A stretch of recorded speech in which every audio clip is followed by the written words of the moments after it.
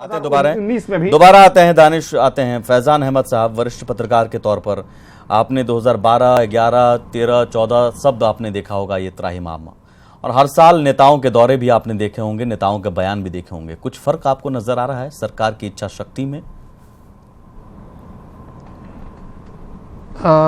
कोई बहुत ज़्यादा फ़र्क तो नज़र नहीं आ रहा है, क्योंकि ये सिर्फ 2010-11 से ही नहीं, ये मैंने इस जो बीमारी है इसको 1994 में ही मैंने कवर किया था मुजफ्फरपुर में। उस वक्त इसका नाम एक्यूट इंसेफेलाइटिस सिंड्रोम या जापानीज इंसेफेलाइटिस नहीं होकर के सिर्फ दिमागी बुखार या ये ज्वर यही उसको कहा जाता था जी। लेकिन वो धीरे धीरे वो हर साल ये टॉल बढ़ता ही जा रहा है बच्चों का, और हर साल जब ये इंसिडेंट होता है तो सरकार जो है आनन फानन में कुछ वादे करती है, कुछ अनाउंसमेंट करती है, कुछ घोषणाएं कर देती है, और उसके बाद ये कुछ दिन के बाद, कुछ सप्ताह के बाद जब ये इसका प्रकोप ख़त्म हो जाता है तो फिर सरकार भी सो जाती है और कोई भी प्रॉमिस उसको इम्प्लीमेंट नहीं होता है।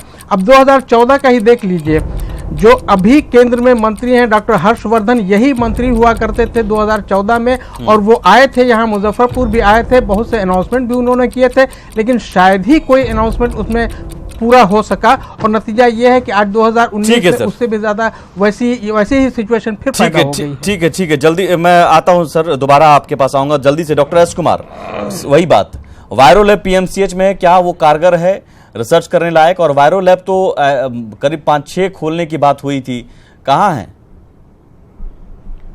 2014 में 2 लैब खोले गए भारत सरकार के द्वारा, एक पटना मेडिकल कॉलेज में प्रिंसिपल के अंडर में, जिसका फंडिंग भारत सरकार आईसीएमआर करती है, और दूसरा आईसीएमआर जो अगम कुआं में है वहाँ।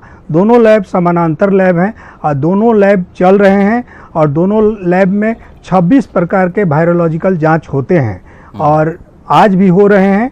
जैसे कि आज भी मैंने 16 इनकेफ्लाइटिस के मरीजों का जांच किया है, और जैसे कि ज़्यादा जांच पीएमसीएच में ही आता, चूँकि केंद्र बिंदु है बिहार का पीएमसीएच। पीएमसीएच में सारे जांच आते हैं और उस हमारे यहाँ के जांच 10% आईसीएमआर में आता है। बार बार पता नहीं क्यों कवर नहीं हो रहा है। पीएमसीएच का लैब देखने योग्य है, काफ़ी अच्छा और बहुत अच्छे तरीक़ा से चल रहा है, और उसमें वायरोलॉजी के 26 प्रकार के जांच होते हैं, डिफरेंट तरह के जांच होते हैं। जो जांच नहीं होते हैं उनका सैंपल, जैसे आज 16 मरीज का हमने जांच किया इनकेफ्लाइटिस। ठीक है सर, ये आपने कहा तो हम जरूर, हमारी टीम भी जाएगी वायरोलॉजी लैब में और वहां पर देखेगी कि क्या व्यवस्था है। अगर ऐसा है तो अच्छी बात है। ठीक है सर, मैं दोबारा आता हूँ।